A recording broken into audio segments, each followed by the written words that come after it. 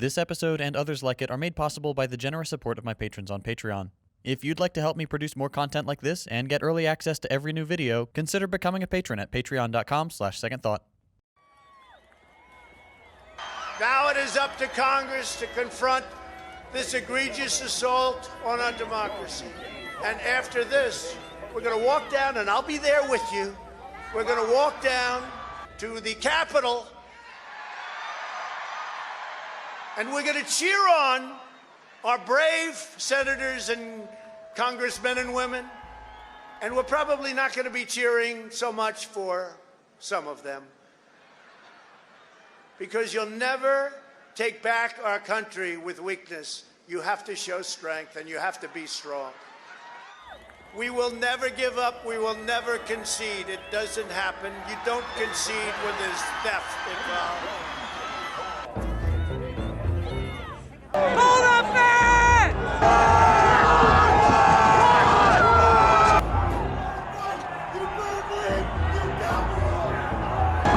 Stop the steal! It's our country. We want it back! Fuck these Democrats! Where's that?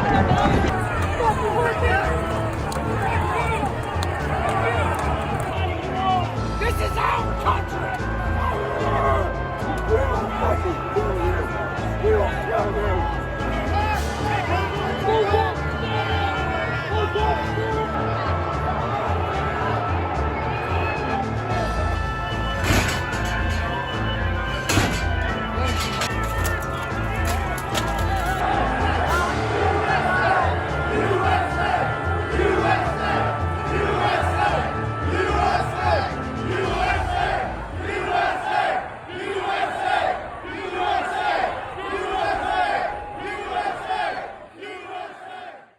On January 6, 2021, the world bore witness to what can only be described as one of the dumbest days in American history.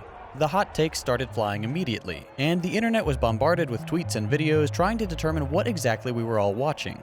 What do we call it? Is it a coup? A riot? Was it planned? Who are these people? Did we know about it in advance? What do they want?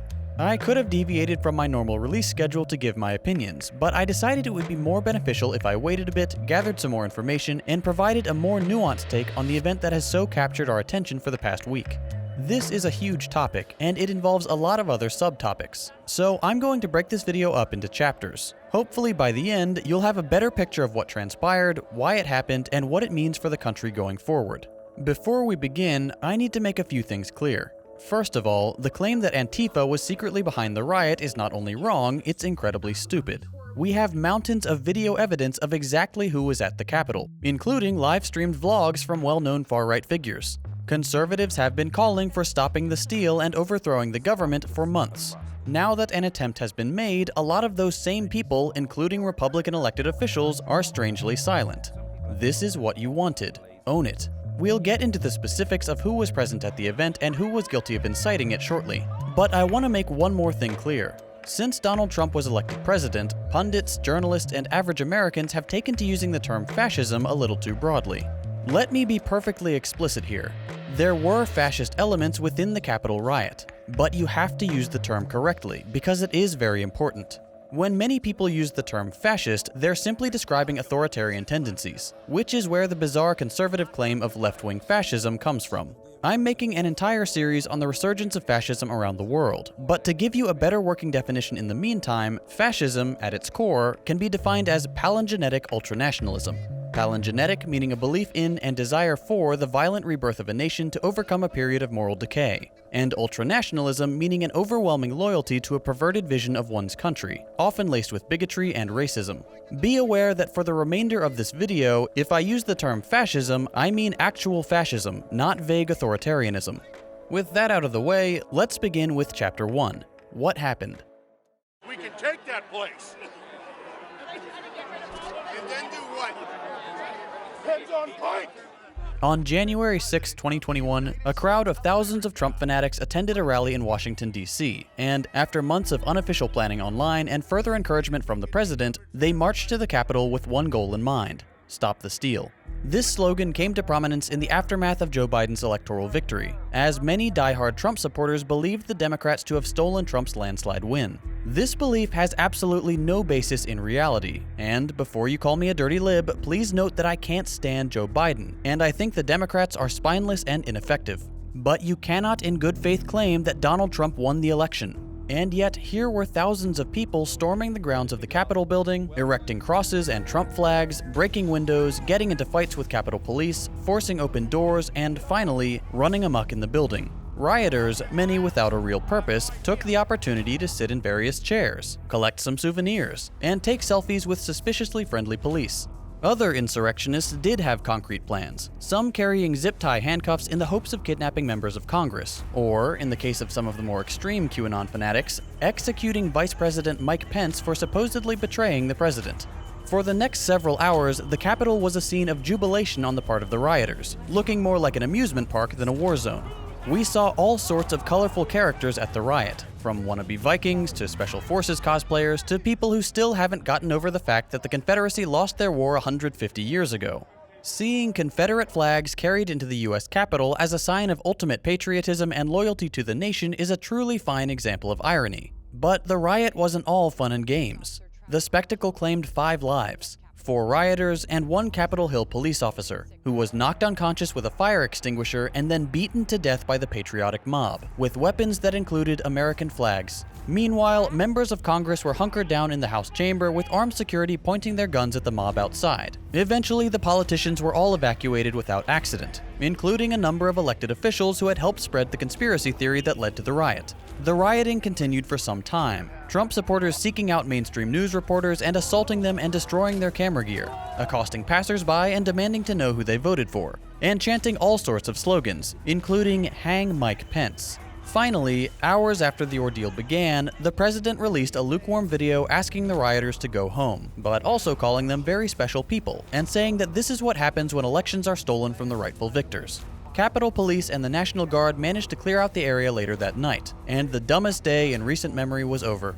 We'll get to why it was so ridiculous later on, but next, let's move to Chapter 2. Who are these people? As much as conservative figures would like us to believe that this riot wasn't a bunch of law-abiding white Christian Trump supporters, through the magic of modern technology, we have a very good idea of the types of people who took part in the insurrection, in no small part thanks to the participants themselves. Rioters took selfies, vlogged, and bragged about their activities on all their favorite platforms, giving the rest of the world a good look at who we're dealing with. Now, I know I've been snarky up to this point, but here we really do have to engage with a claim that deserves a bit of nuance. Many people on the right, and even some other sources, have made allusions or outright asserted that the Capitol riot was the result of working-class Americans being pushed too far.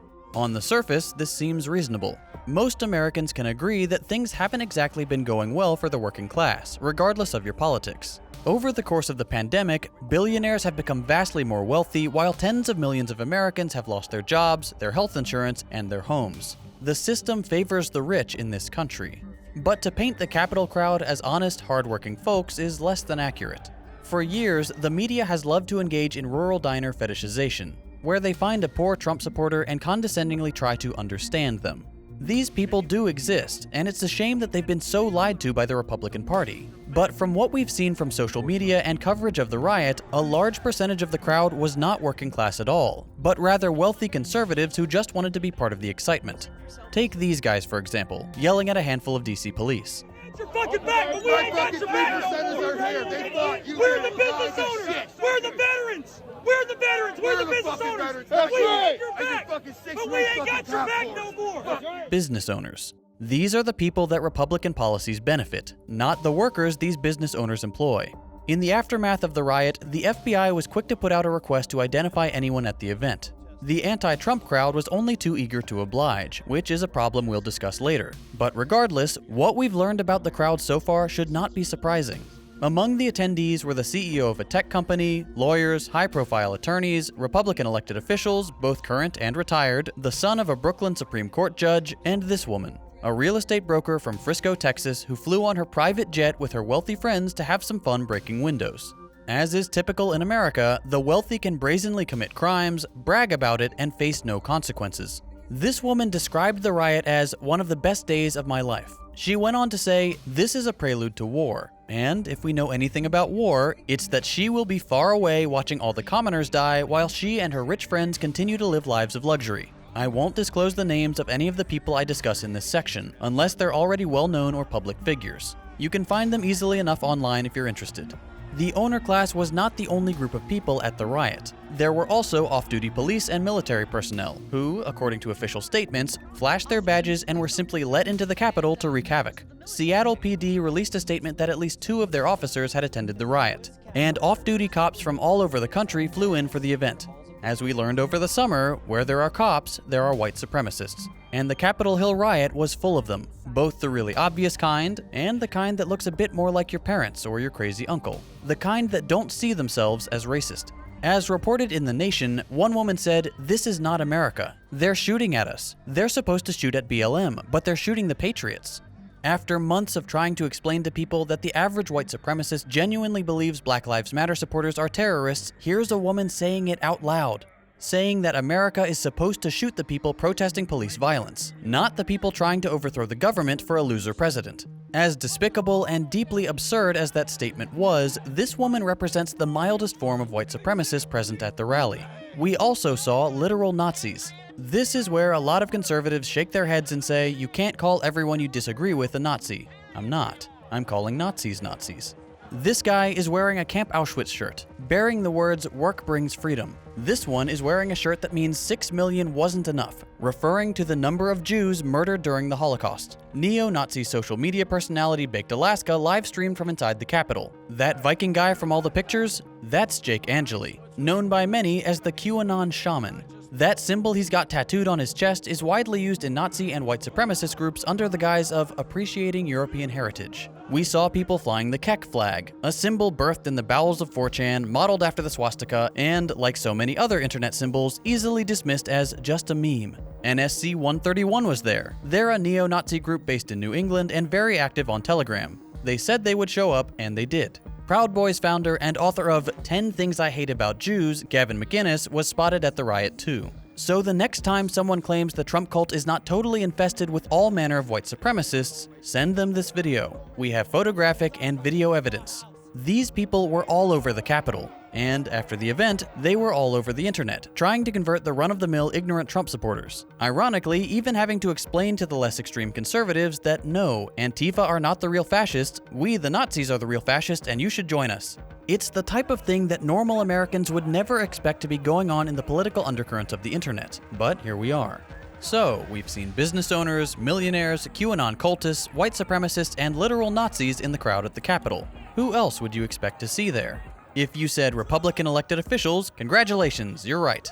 To anyone paying attention, it shouldn't come as a surprise that some of our fearless leaders took part in the insurrection. Many Republicans have been helping to spread the lie that Trump actually won the election. West Virginia state lawmaker Derek Evans was there, as were former Pennsylvania state representative Rick Saccone, Virginia state senator Amanda Chase, incoming co-chair of the Michigan Republican Party Michonne Maddock, Missouri state rep Justin Hill, Tennessee state rep Terry Lynn Weaver, Nevada state assembly member Annie Black, and likely others who were smart enough not to show their faces on camera. Other Republicans chose not to attend and instead tweet their support or pull the strings behind the scenes. Colorado Congresswoman Lauren Boebert tweeted out, "Today is 1776, and America is depending on all of us today. This is something I don't take lightly. I will fight with everything I have to ensure the fairness of the election." You know, like overthrowing the government and tossing out the legitimate results to reinstate the loser. Senator Josh Hawley offered a fist raised in support of the rioters as he entered the Capitol to vote on scrapping the Electoral College results. This vote was interrupted when his buddies started smashing up the place. But when Congress reconvened later that night to finish voting, 8 senators and 139 House representatives still cast their lot with Trump and his absurd lies. To no one's surprise, all Republicans. So, to sum up the crowd at the Capitol Hill riot, it's an accurate depiction of what the Republican base has become. Misguided workers swindled by a cult of personality, wealthy business owners, QAnon cultists, white supremacists, and elected officials who would gladly fall on their sword to please Donald Trump. Let's move on to Chapter 3. Okay, so we know what happened and we know who's responsible, but why did they do it? What was the reasoning behind the riot? Just like there was no one single type of Trump supporter in the crowd, there were many distinct goals among the rioters. For many, simply getting into the Capitol building was a victory. It didn't accomplish anything, but it made them feel good. For others, there was a much more sinister goal in mind. Remember the picture of the guy with the flex cuffs? At least some of the insurrectionists were hoping to take hostages. What they intended to do with them is anyone's guess. But judging by the fact that they were chanting, "Hang Mike Pence, the Republican vice president," it doesn't take much imagination to assume that they were perfectly willing and probably eager to harm any Democrats they could get their hands on. But there was one overarching goal that united the mob: stop the steal. Simple slogans like "Stop the Steal" are incredibly effective. They provide a rallying cry and a reminder of what they hope to achieve. In this case, the end goal was overturning the results of the election and installing Donald Trump as president instead of Joe Biden. Donald Trump, a man who gave these people next to nothing, only cares about himself and his rich buddies, and who lost the electoral vote and the popular vote by 7 million votes. The word coup has been used a lot in the last week. In some regards, it's appropriate. There was a group of people who tried to violently change the result of an election. But on the other hand, look at what happened once they breached the Capitol. Most of the crowd just started messing around. They sat in some chairs, stole the speaker's lectern, took some selfies, chanted some slogans, but that was it. They didn't go to any other government buildings, they didn't pursue evacuating politicians. As far as we can tell, they didn't really have any concrete plans at all. Not to step on any patriotic toes, but it doesn't really count as a revolution if you're trying to keep a president in power. When other countries riot and storm their seats of government, it's usually to demand changes that will materially improve their lives. What will keeping Trump in power accomplish? He doesn't care about the working class, who actually need material help, and the millionaires won't suffer under a Biden presidency. Biden is a corporate centrist dedicated to maintaining the status quo, and that means continued pandering to massive corporations and crippling austerity for the rest of us. But at the end of the day, Donald Trump disowned the crowd. Conservatives, he threw you under the bus when the riot became inconvenient to him. This is something that many on the right are beginning to come to grips with. This whole time, Trump wasn't a mastermind. He wasn't playing 4D chess, he was just a bigoted old man who knew how to push the buttons of his followers. He's a showman. He played his followers, encouraged them to fight for him, and then cast them aside when they risked their lives to deliver him the presidency. So no, this wasn't a coup. I suppose you could make the argument that if somehow they had actually captured the entire government, it would have been an actual coup because then they could have made real demands. But they didn't, and there's no indication that it was organized enough to do so. Nor were there any specific demands behind the slogan "Stop the Steal." The crowd may not have had any real chance of success, but regardless of their effectiveness, there will be very real consequences for the people of the United States.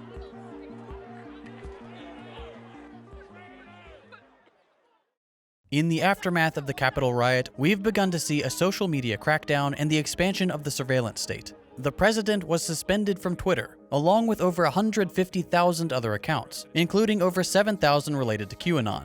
Parler, the most well-known hive of white supremacists and QAnon followers, was threatened and then suspended for refusing to moderate hate speech and content inciting violence, at which point a reported 600,000 new users flocked to Gab, another site willing to host their hateful ideology.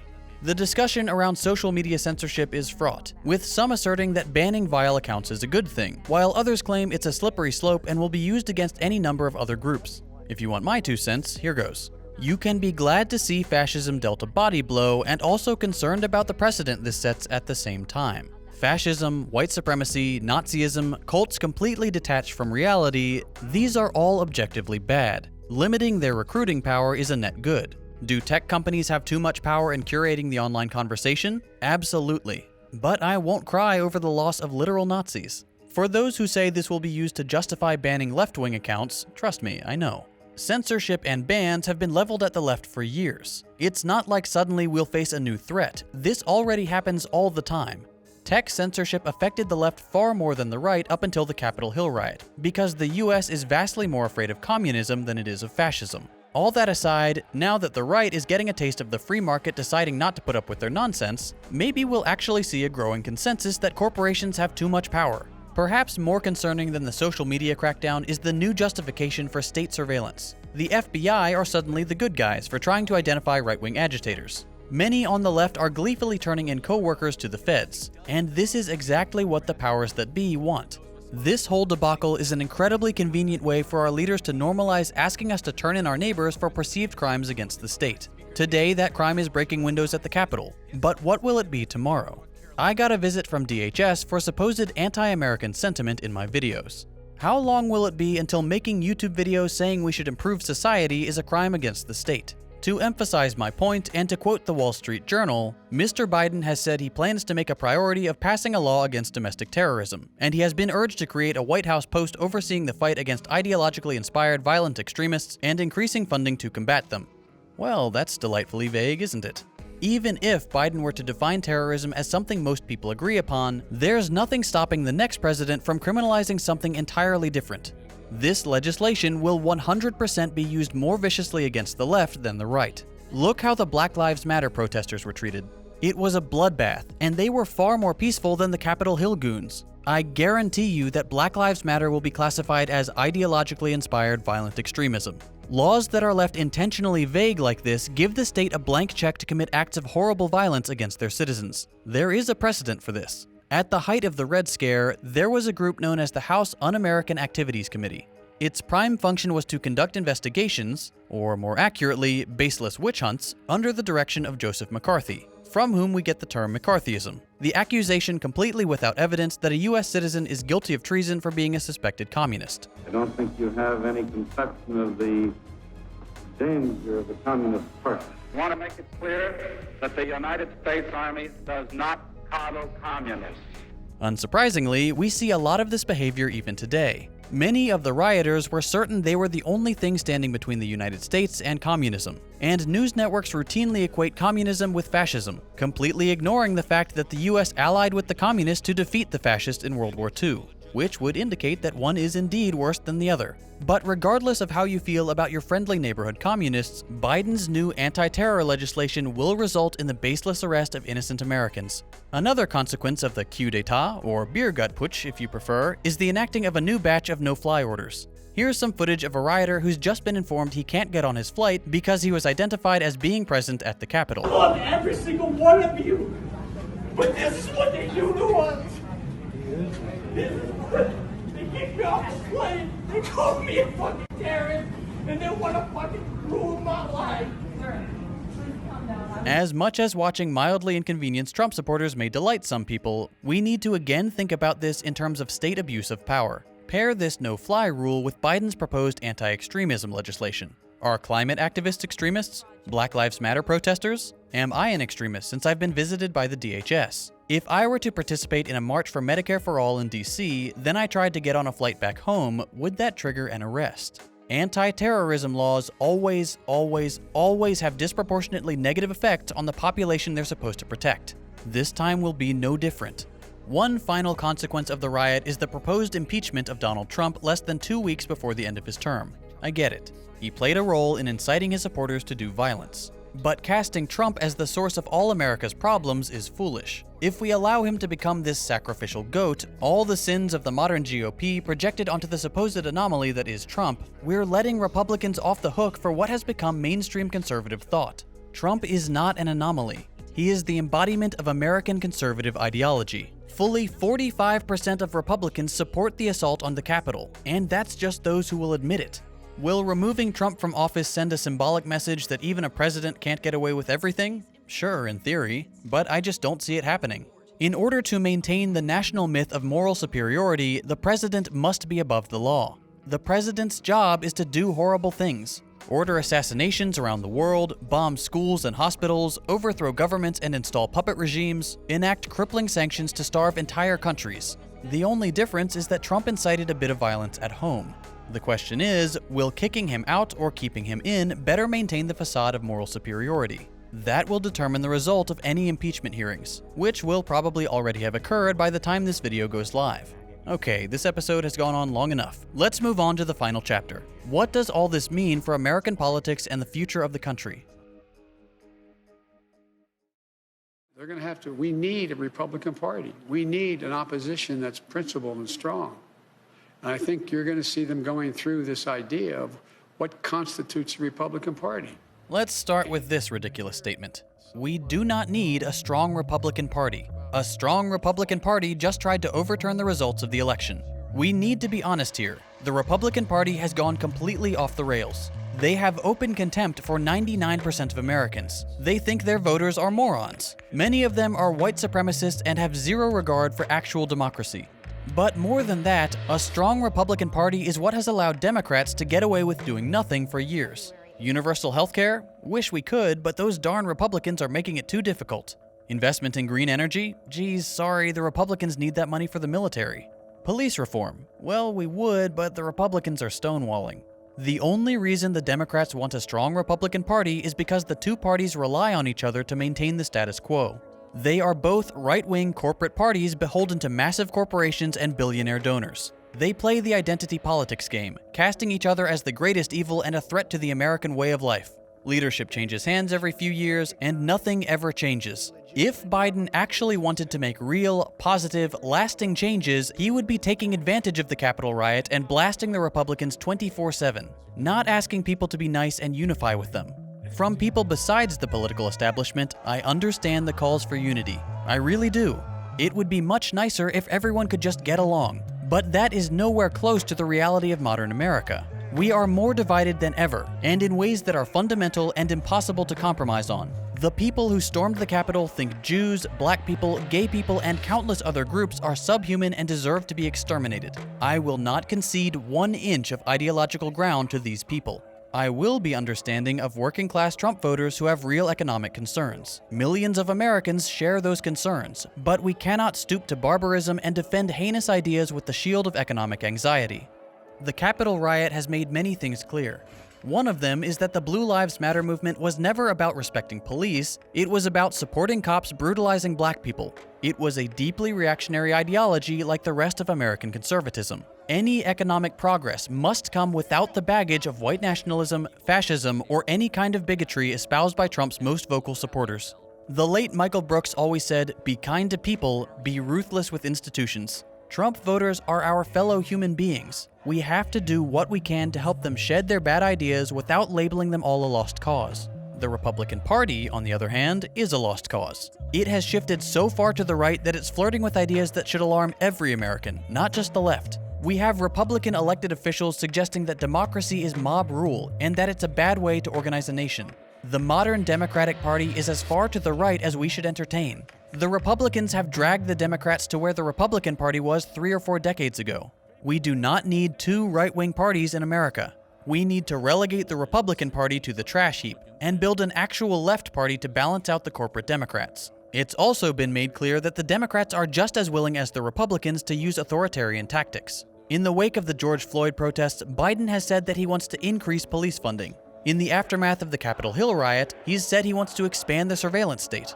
The grip of the state tightens with each new administration, Republican or Democrat. That being said, the Democrats have not yet instigated mobs to try to change the outcome of an election. The Republicans have done it twice in the last 2 decades, and they got their desired outcome in 2000. The last thing we need to consider is that there has to be nuance when discussing uprisings like this one. People will always try to judge things by a universal metric, saying things like, "It is always bad to use direct action against the government." Resisting the government is not itself inherently wrong. It's what built this country. The reason the Capitol insurrection was bad was not because of the nature of uprisings, but because its reasons were pointless and terrible. What would overturning the election results accomplish? Giving the loser of the election power, and that's it. Donald Trump has been an incompetent president. He's weakened our alliances with friendly nations, made new enemies, refused to make common sense reforms or pursue climate goals, disarmament, or any humanitarian projects, and has not materially improved the lives of average Americans in any way. Keeping Trump in power is a bad reason to storm the Capitol. Consider why other nations rise against their leaders: to oppose crippling austerity, to demand better healthcare or necessary reforms. Always things that materially improve the lives of the vast majority of citizens. It would be foolish to look at the Trump riot and a hypothetical uprising over healthcare and say, these 2 things are the same. We in America have completely lost our understanding of class struggle. I can't imagine a more counterproductive effort than trying to overthrow the government to keep the rich guy who did nothing for you in power. As a result, we've got increased police budgets, increased surveillance, a social media crackdown, and sweeping new, vague anti-terror legislation. If you're going to make a fuss, at least have concrete demands and make sure it's for a good reason.